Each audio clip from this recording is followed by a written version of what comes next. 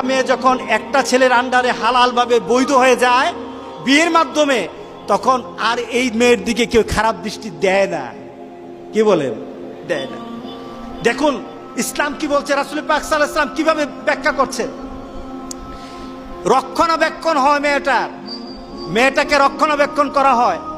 কারণ একটা ছেলে যখন একটা মেয়েকে বিয়ে করে তার চিন্তা চেতনায়, তার ভাবনায়, তখন মনে হয় যে এই মেয়েটাকে সকল ধরনের বিপদ আপদ থেকে আমি রক্ষা করব, আমি তার পাশে থাকবো, আমি তাকে বিভিন্ন গার্ড দেব, তার বিপদের সময় আমি কাছে থাকবো।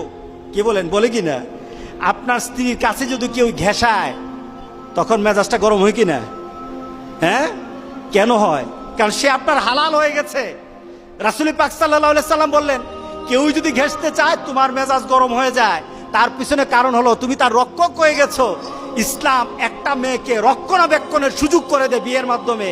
আর ওই মেয়ে যে স্টাইল করে বিয়ে করেছে, সন্তান প্রজননের গোটা পৃথিবী টিকে থাকবে যতক্ষণ পর্যন্ত আল্লাহ সুবহানাহু ওয়া তাআলা যে মানুষ সৃষ্টির পদ্ধতি বানিয়েছেন, পদ্ধতি সৃষ্টি করেছে, এটা চালু থাকবে ততদিন পর্যন্ত পৃথিবী সুন্দর হবে।